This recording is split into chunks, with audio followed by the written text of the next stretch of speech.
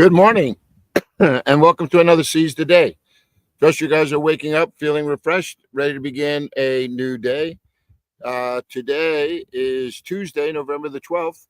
Hope you guys had a good Veterans Day. My dad, he went to the Marine Corps Ball, and 97 in his dress blues. I'll see if I can dig up a picture and put it online.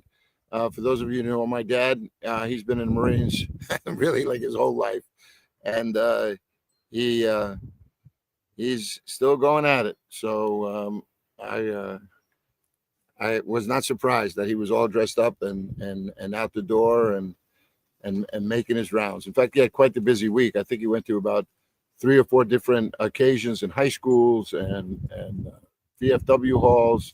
Yeah, he's amazing. He's like I tell him, like, Dad, whatever you drink, and save some for me. So that's good to know. I had a great weekend. I was up at Camp Berea, spoke 5 times at a men's camp, and so that felt really good to just be with a bunch of men and really challenge them to live this life that God has called us to. And they were very, very receptive. A number of decisions were made for Christ. So felt really good about that. We are in our study of Casket Empty, and we are week 7. We have 2 more weeks to go in this first part of the series. This has taken us up into Sinai. So we're going to spend a couple of more weeks in this period of Sinai. If you have those materials of the Old Testament maps and the timeline and your Bible study guide, then you can follow us right along. This week, the emphasis is on Exodus chapter 25, 28, 32, and Hebrews 5. Those are great passages to take a look at and just to see how God is working, and dwelling with his people. So we have already been through the periods of creation, where we saw that not only was God, first cause in all of creation, creating all these environments that would sustain life, created man, male, female, in his image, placed them as rulers and overseers of all that he has made with his hands. We also saw that paradise was then lost. And so that downward slide, we saw that take place through not only the killing of Cain, of Abel, Cain and Abel, the story of Cain and Abel, but we saw this whole line of people drifting further and further away. God raising up Noah, bringing a flood, the Tower of Babel that just brought the division of languages and people scattering. I mean, it just showed that here God is raising up people all along to try to maintain this, this fidelity between and relationship between him and his creation. And boy, we just make it difficult. What you find, though, in that text is eventually it leads to Abraham. And then we went into this Abrahamic part of our timeline. Abraham is given a promise of descendants, a promise of land, a promise that from his line will come nations and kings, and that this would be an eternal covenant. So this promise that God makes to Abraham sets the stage really for the entire Bible, because that promise that he makes to Abraham is going to be fulfilled one day, and all those promises are going to reach their fruition. Now, Isaac is given that promise when he's 75, doesn't have a child until he's 100, lives to about 175, long enough to see his one son born through Sarah, Isaac, and then Isaac would have 2 sons, right, Jacob and Esau, and Jacob would have 12 sons and a daughter named Dinah. Those 12 sons become the 12 tribes of Israel, and eventually, through this long story that's, I think, an excellent read through book of Genesis, you find that God raises up Joseph, places him in a position of authority in Egypt, where because of a famine, Egypt is in a good position to ride it out. Israel, with all of their with all the people, about 70, 75 in all, they come down to Egypt. They're given land, and there they begin to prosper so much that what happens? As we begin to open up then the story of Sinai, we find now that God is raising up Moses because the Israelites have been looked upon as a threat. They truly have grown in number. They are beginning to resemble that promise that God said, I am going to bless you, and your descendants will be like the stars in the sky. And so consequently, you find then Moses now has been, dealing with Pharaoh. God rescues and reveals his will and purposes to them, brings them down to Mount Sinai, and there at Mount Sinai, they're given the 10 Commandments. Today, we're going to look about how God is going to give some more insight on how he's going to dwell with his people. This is an important part in our story because you see that God is making every provision for him to have fellowship with his creation. God isn't, sometimes people give this picture of God as if it were, if they believe in a higher power, as they call it, they think that somehow or another it's like an alarm clock, the old-fashioned kind where you would wind it up and then set it aside, and they think that's how God is with his creation. That if he made it all, he kind of just winds it up and then he just stands on the side and just lets it go. But God is very much active. You see that he's proactive in the way in which not only he is maintaining the integrity of his promise, even when we're doing everything we can to forfeit that promise, God is still actively engaged trying to bring this to fruition. And so today and this week, we're going to take another look at how God is really dwelling with his people. And we see that in some of the other regulations and instructions that God has given to Moses, aside from the 10 Commandments, which play an integral role throughout the scriptures. I told you this weekend I was speaking at Camp Berea, and they asked me to do a seminar, and I did a seminar on the 10 Commandments because I think they're very much misunderstood, but yet they also give us a guide. We're not going to justify our behavior before God by those commandments, because the commandments, what they really do is reflect the condition of one's heart and why we need a savior. But the law is still good. I mean, it's worth reminding ourselves, right, that God called us into a relationship with himself, not to make any idols, whether those idols are handmade of wood and stone, or they're idols that we conjure up, like greed, right, or immorality. These could also work could become an idolatrous, hold an idolatrous place in our own heart. So the commandments you're going to see is something that is going to constantly be raised up in the rest of the story as we continue with God's revealing of this redemptive story. But where we are right now in week 7 of Sinai, it's all about how God is making provision to dwell with us. Okay, and so as he does that, I thought maybe if you would, why don't we turn to a couple of these passages that are now there before us, and in particular, if we look at chapter 25, you see at Mount Sinai, God provides a design, a project plan, a supply list, building instructions, and not only that, but what you also read in Exodus chapter 25 is that God has also given talent.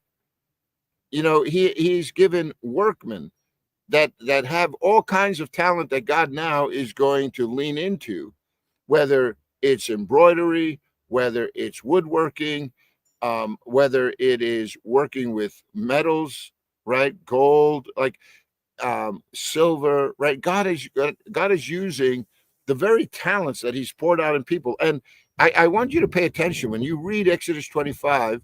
I want you to look for those passages where this is brought out. In the passage, it is accentuated that God says, and those workmen whom I have given skill. So God at Mount Sinai is providing them with a design, a project plan, a supply list, the workers, the building instructions for the building of a tabernacle. It's not going to be the temple that Solomon will erect and during his day, but this is a tabernacle that is assembled and taken down as Israel is wandering in its wilderness journey. Remember, they were to go from Egypt into the promised land. But why didn't they go? Because of the rebellion of the people who came out of Egypt. It wasn't long when God came down. It was 40 days after Moses was with the Lord, given the Ten Commandments, given all this instruction, that he comes down from that mountain. And what is he going to find? Later on in the story, right now, God is giving all these instructions, but we know where this is headed. But look at Exodus chapter 25 and verse 8. The reason why God is giving all of this instruction is because he's establishing a way for the people of Israel to establish a relationship with a holy God. You ever tried to get two devices to talk to each other? You know, you want to use your phone with your smart TV, and it's got one of these settings that you hit this button and it should be able to cast whatever's on your phone onto the screen. And when it works, it's awesome.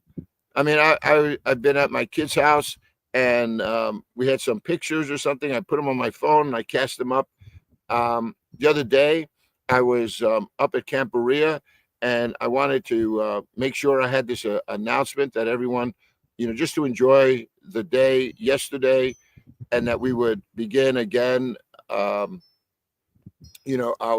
time, which sees the day this morning on Tuesday. And so I'm sitting there and I'm connecting with an outside vendor that I use for this whole like a broadcast. And I'm sitting there in in my room with my phone, talking to another piece of software to get this up on the internet. And I'm thinking, this is a crazy world. But if we go, sometimes when it doesn't work, it's so frustrating, though, isn't it? And I think that I want to just put in the back of your mind, because how do you get a sinful and rebellious people to be in relationship with a holy God who can't look upon evil? That would be a challenge, wouldn't it? That's precisely what God is doing here, is providing a way for people to maintain a relationship with him. That's why all of these rules and everything, it's just to underscore the fact that God is high and lifted up. He's not just one of the bros, right? He's the creator of heaven and earth.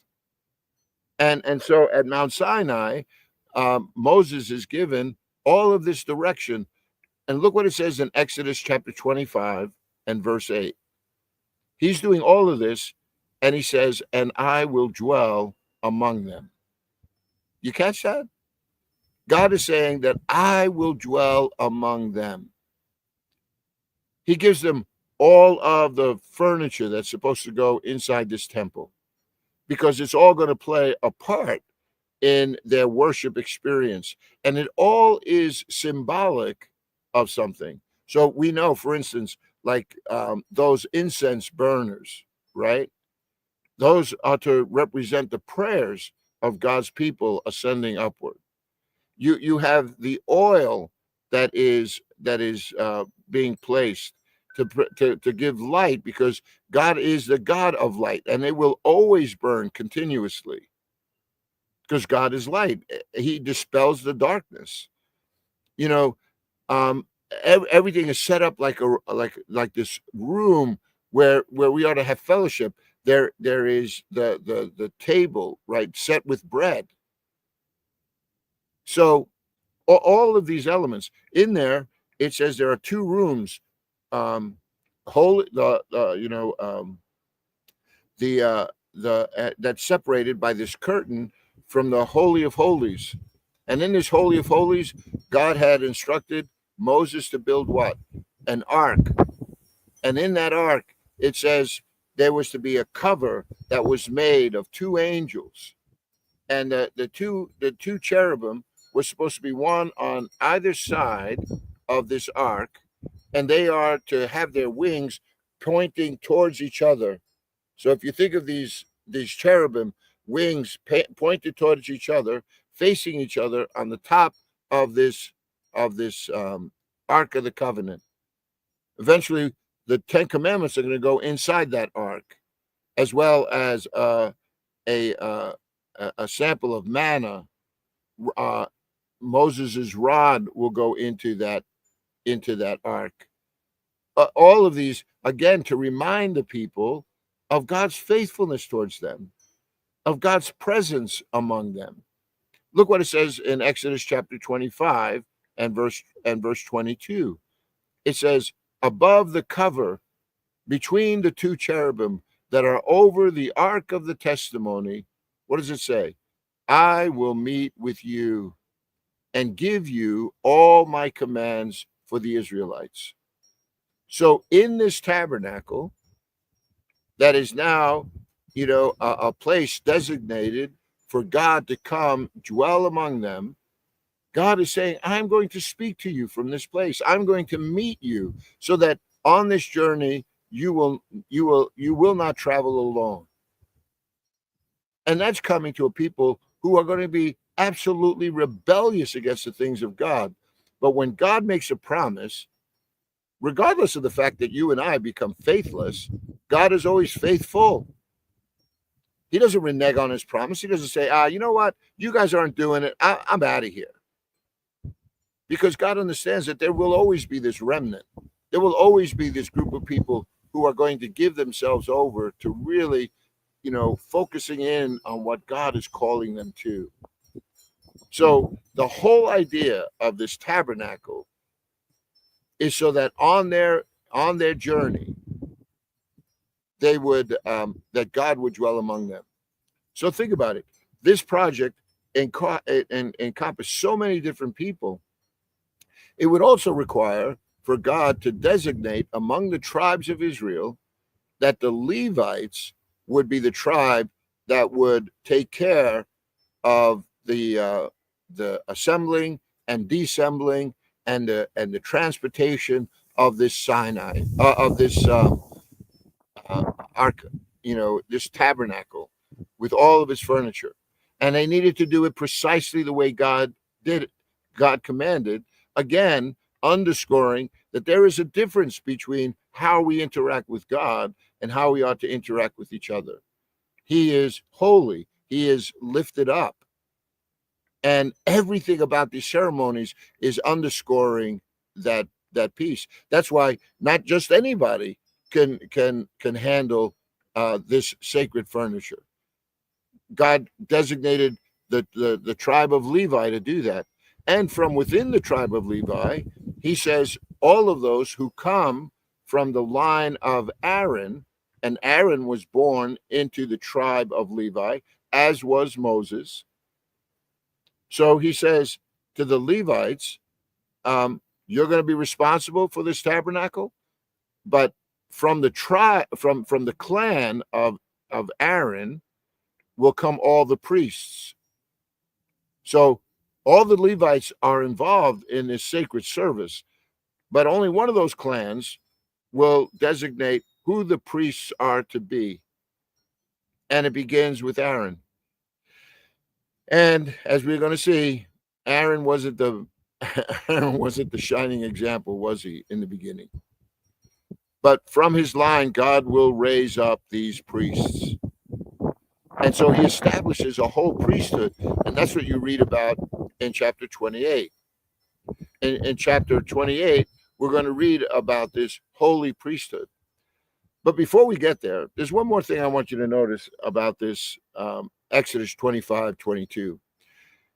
You see where it says, he says, above the covers between the two cherubim that are over the ark of the testimony, I will meet with you and give you all my commands for the Israelites. So there was an old worship song. It said, between the wings of the cherubim, you know, I'll meet you there. And so I want you to think with me for a moment about Jesus's death, burial, and resurrection. When Jesus was crucified, and Joseph of Arimathea, along with Nicodemus, took the body of Jesus down, and they were trying to do this in a hurried manner because the Sabbath day was coming, and so they would have to wait until the following day, right, in order to anoint Jesus's body. But they took him, wrapped him up in grave clothes, and then they placed Jesus in this tomb, and they rolled a stone in front of it. It said that the Romans set guards in front so that no one would molest this tomb. But somehow, in the middle of the night, it says the angels came down, rolled away that stone. The soldiers, they run away, and when Peter and the women first come to that tomb, they find it empty. Do you remember Mary Magdalene? She walks up, seeing it empty, and she begins to cry and looks inside. And what does she see? That on that table where they had placed the body of Jesus, there was an angel. Two angels, actually. One sitting at his head and one sitting at his foot. And when Mary comes in, what do they say to her? They say, why are you looking for the living among the dead? He is not here. He has risen. You see, God said that he would dwell with them above the on the cover of the ark of that testimony. I will meet with you, give you all my commands for the Israelites. And here you have in this New Testament, I think, a picture of this being fulfilled, in the sense that the angels are there once again. God is speaking, and he's speaking through his resurrection. He is not there. He has risen. And the two angels are there to announce it in much the same way that God says, listen, I'm going to meet you and give you all my commands for the Israelites. He has risen just as he said. Isn't that a wonderful picture? Seeing what God is doing all the way here in Exodus chapter 25, and then seeing some of that same picture taking place in the resurrection of Jesus. God once again speaking to his people. And now these Levites who were blessed in Genesis chapter 49, told at that juncture that they are not going to be inheritors of land. They're going to be scattered all throughout Israel. And now you realize that in the book of Exodus, what God is going to do through the tribe of Levi is to scatter the Levites throughout all of Israel, because they would have Levites and priests in every area. And they would be supported by the other tribes. They would be in full-time service to God, both as the Levites and the priests. Here's one more thing before we leave today. Do you remember that story of the Great Samaritan? The Good Samaritan, he goes on this road and he comes across a gentleman who what is left for dead, right? Beaten up, robbed, left for dead. He's there bleeding. The Good Samaritan comes along and But before the Good Samaritan comes along, do you remember what it says? It says that on that road, it came a priest, and he looked and he crossed over the other side of this man and he kept on going. And then who else came? A Levite. And he looked and he crossed over on the other side and he went. And then a Samaritan, who is considered to be a half-breed, one that the Israelites would have no contact with whatsoever. This Samaritan is the one who comes along and ministers to this injured, to this injured man. Dresses his wounds, picks him up, brings him to a place where he can get attention, pays for it, and he's a Samaritan. The point of Jesus' story is the two that were supposed to be representing God's will and purposes in the land, the priest and the Levite, both coming from the same tribe, the priest coming from a distinct clan of Aaron, right? But both of them here, all the way back in the book of Exodus, we see this is the tribe that was supposed to represent him. And when faced with those in need, they walked over on the other side. And then Jesus says, who is the one that showed compassion on that man? Obviously, it wasn't the priest, it wasn't the Levi, the leadership of Israel, those who should have known better. It was a Samaritan. And God saying, yeah, well, you should go and do likewise. Because, the idea here is that God is saying, look, it doesn't matter that you have this title. I need to know where your heart is. And so here we have in this opening of this week's lesson that God dwells with his people. You see all this attention being made to this